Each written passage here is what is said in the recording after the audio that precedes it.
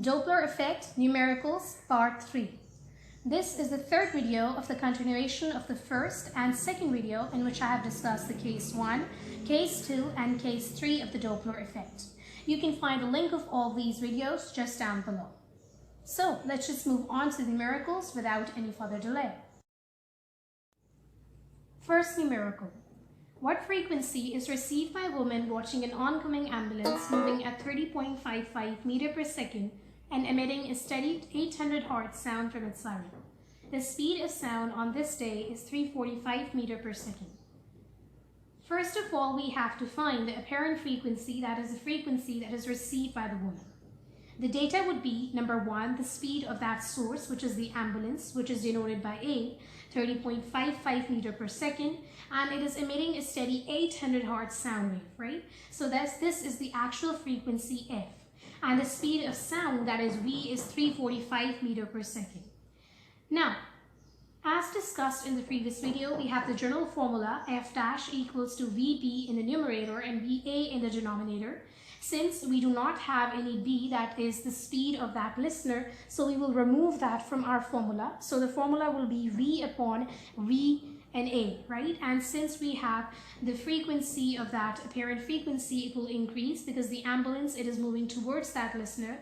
So definitely, if I want to increase the apparent frequency through the denominator, so I will decrease the denominator. All this is explained in my previous video, which you can find the link below.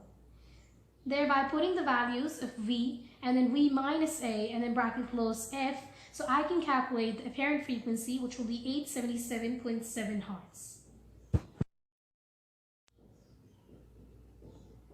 Numerical number 2. A sound source vibrates at 200 Hz and receding away from a stationary observer at 18 meters per second. If the speed of sound is 331 meters per second, then what frequency does the observer hear? Definitely, we have to find the apparent frequency here. We have a sound source vibrating at 200 Hz. This is the frequency that is emitted by that source, so it is the actual frequency.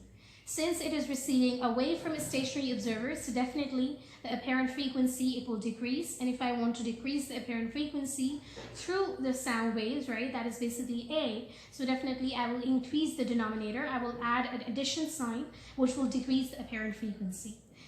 Similarly, we have at 18 meters per second, so this is A, that is the speed of that source, this is the ambulance or whatever that is. And then we have the speed of sound, 331 meters per second, which is V. So just putting everything in the formula, and since we don't have any speed of listener, that is B, so we're just going to remove that from our formula. And thereby we have the apparent frequency, that is 189.68 Hz. Numerical number 3.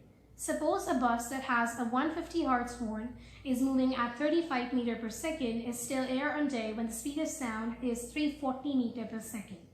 What frequency is observed by a stationary observer as the bus travels away from the observer? So definitely in this case, we have to find the apparent frequency F dash as in all the numericals. We have a bus that has a 150 Hz horn, right? This is the actual frequency that is emitted by the bus horn.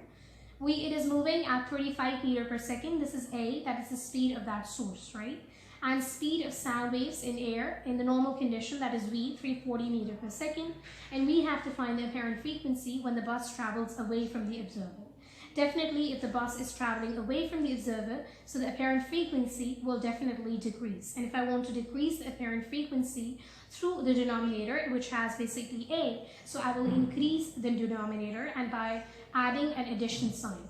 So definitely I will remove B since there is no condition for the listener of moving. So we have the numerical values in that formula, and the answer would be 136 Hz, which will be the apparent frequency that will be heard by the stationary observer. That's it for today. Thank you for watching. Do check out my other videos and the first and the second part of Doppler Effect. And if you have any questions, do comment down below.